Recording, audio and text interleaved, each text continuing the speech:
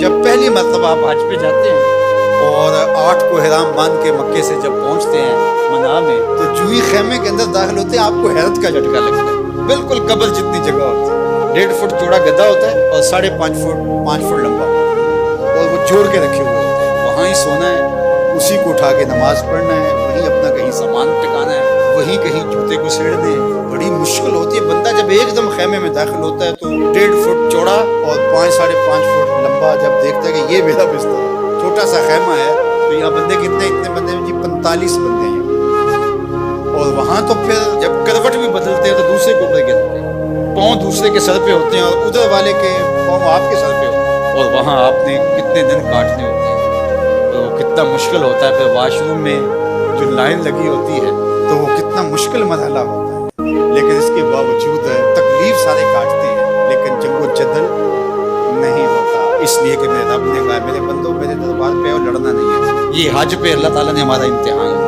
عورت سے مقاربت اور دیگر جو چیزیں ہیں وہ تو حج کے علاوہ جائز ہیں، حج کے لیے منع کی گئی ہیں، لیکن فسوق اور جدال، گناہ کے کام اور جنگ و جدل لڑائی، یہ حج کے باہر بھی جائز نہیں ہے، لیکن خاص طور پہ ان کو حج کے اندر بھی منع کیا گیا، چونکہ ہجوم ہوتا ہے، اور ہجوم کے اندر لوگوں کا آپس میں لڑ پڑنا، جھگڑ پڑنا، تو یہ ایک عمومی طور ہے۔ آپ میں سے جو لوگ دیہاتوں کے ہیں وہ اچھی طرح جانتے ہیں کہ ہمارے دیہاتوں میں میلے لگتے تھے، ہم جب چھوٹے ہوتے تو ہر میلے پہ لڑائی ضرور ہوتی تھی، سر پھٹتے تھے اور آپس میں الجھاؤ ہو جاتا تھا۔ کیوں کہ جب لوگ جمع ہیں پھر اس میں لازمی ہوتا تھا، کبھی نہیں سنا تھا کہ میلہ ہو اور وہ کسی لڑائی پر منتج نہ ہو، چھوٹی لڑائی ہو یا بڑی لڑائی ہو۔ کیوں؟ اس لیے کہ لوگ اتنے زیادہ ہوتے ہیں تو لڑائیاں ہوتی۔ اللہ اکبر!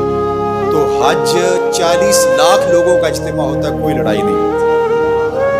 یہ کوئی چھوٹی بات تو نہیں ہے، یہ اسلام کی سچائی ہے۔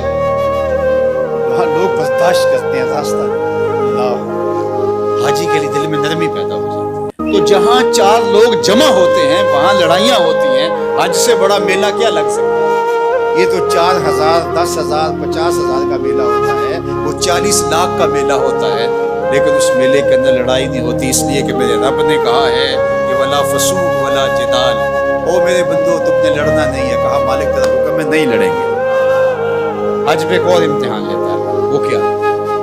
احرام کی شرط ہے، پردہ دار خاتون بھی ہو اس کو بھی حکم ہے منہ نہیں ڈھانپنا، تیرے چہرے پہ نقاب نہیں آنا چاہیے۔ اللہ کا گھر کعبہ سامنے، مطاف، وہاں تو بے پردہ عورت بھی جا کے پردہ کر لے، لیکن کہا کہ احرام باندھا ہے تمہارا چہرہ نہیں ڈھکا ہوا ہونا چاہیے، تو چہرہ جو ہے وہ تمہیں بہنا رہے۔ مالک یہ کیا؟